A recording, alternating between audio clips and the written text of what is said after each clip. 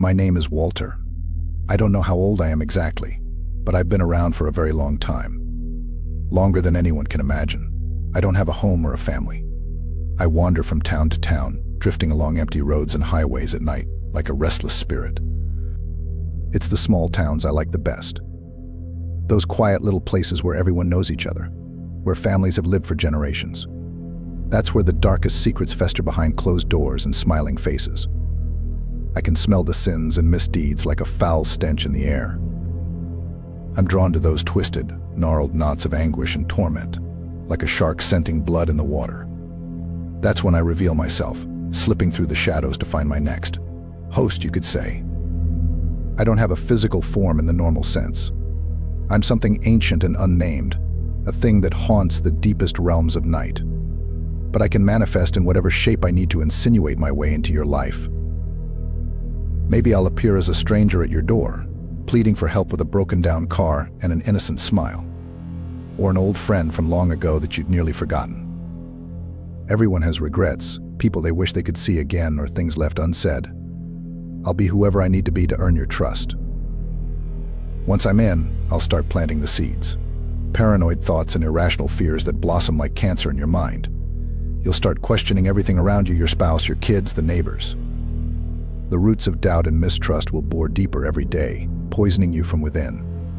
The shadows will start whispering to you in the dead of night when you're all alone. At first you'll try to rationalize it, put it out of your mind. But I'll make sure the whispers get louder until they become frantic shrieks of terror and anguish echoing endlessly in your skull. You'll become convinced that everyone and everything around you is rotten, that your whole life is a lie. Your paranoia will push away anyone who tries to help until you're utterly isolated. Sleep will be impossible, just waking nightmares where the boundaries between reality and hallucination blur terrifyingly. And I'll be there through it all, feeding on your fear and anguish, stoking the flames hotter until there's nothing left of the person you once were. Just a withered, gibbering husk begging to be freed from the unrelenting torment. When you finally can't take it anymore, when you've hit rock bottom, that's when I'll offer you an escape. A way out of the despair and misery. But it will come at a terrible price that will damn what's left of your soul for all eternity. And there's no undoing the deal once it's struck. Maybe you'll become one of my wandering brethren, spreading nightmare wherever you go until you claim another tortured soul to take your place. Maybe I'll finally consume the last shreds of what makes you human, leaving a soulless husk behind to be hunted for sport by darker powers. I never know what form your eternal torment will take until I've broken you completely.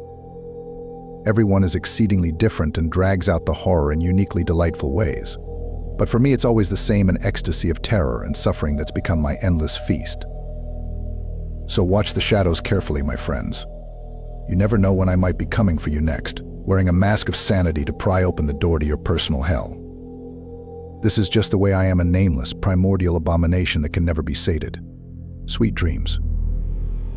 I could tell you more about the unlucky souls I've claimed over the centuries.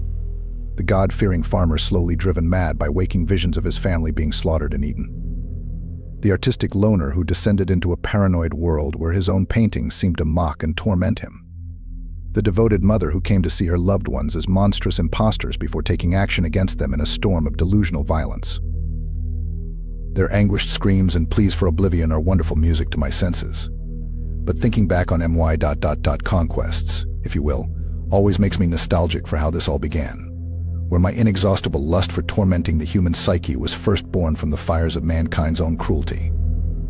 You see, I didn't start this endlessly gruesome crusade. My true origins lie buried in ancient history, though the specifics have been lost over the eons. All I can say for certain is that I was once human myself, though nothing like the fragile creatures you see today. My tribe, if you could call it that, lived harsh lives as nomadic hunter-gatherers, struggling for survival in a young, hostile world. We slept in caves and chased down our food, our minds much closer to the primal, animal state. There was no language, no culture beyond what we needed to persist and avoid becoming prey ourselves. I can't even remember my human birth name, but let's call me Ra for simplicity's sake. In Ra's time, the daily struggle to go on living amidst the vicious cycles of nature quickly killed off any weak individuals. Only the strongest, fiercest, and most ruthlessly determined members of my species were left. I was one of those lucky few, a feared hunter whose insatiable will to survive against the endless threats of starvation, exposure, and beast attacks made me a force to be reckoned with. I lived and killed without a shred of mercy or remorse. Such concepts were laughably absurd to me then. That's what ultimately led me down the path to becoming this eternal phantasm, formless in shadows. On a seemingly endless chase, my tiny clan stumbled into the lands of another tribe like us, one that had grown large and powerful enough to stake their claim to a whole valley as their territory. The inevitable clash quickly exploded into open, bloody conflict. My people were driven back again and again, until only a handful remained, huddled in our cave and ready for extermination. But Ra refused to be just another set of crushed bones scattered by the elements. No, with the endless stamina and fury that had kept me alive, I snatched up a wooden sharpened spear and made my way alone to the enemy's camp under the cover of night while they rested. Getting past their sentries, I came across a terrible sight: the enemy's families of women and children cowering in their hide tents. For a moment, Ra could have walked away and survived another day. But in that small, cramped place, a burning new feeling welled up inside me that I didn't yet have a word for. A desire more powerful than anything I'd felt before to bring pure, unrelenting terror to these weaker beings, to extinguish every last glimmer of hope and make them beg to be slaughtered like hunted elk. One by one, I entered each tent, my body camouflaged by streaks of mud and ashes. To the startled women and younglings, I must have appeared as something not quite human, a waking nightmare given form, and I made them live that nightmare. With cold, calculating movements, I started taking them. The women first, so they couldn't cry out. My thick hands clamped over their mouths and noses, muffling any screams while I impassively watched the life drain from their wide, terrified eyes. The children next, as easy as snapping a twig. With each vicious snuffing of life, my sense of power and cruel glee only grew stronger. These lesser beings, so frail and fearful, existed merely for me to extinguish at my own gut whim. I drank in their final, choked gasps and convulsions like a vintage wine, savoring the principles of death and ultimate dominance.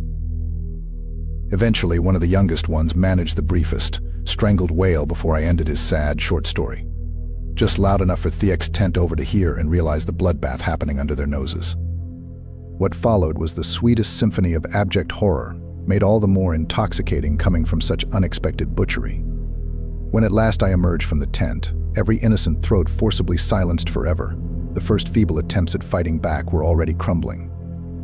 A couple warriors rushed me teeth bared, only to be promptly impaled or bludgeoned aside like rag dolls by my unholy might. The remaining men were roused from their slumber to bear witness to their entire worlds unraveling into screams and viscera.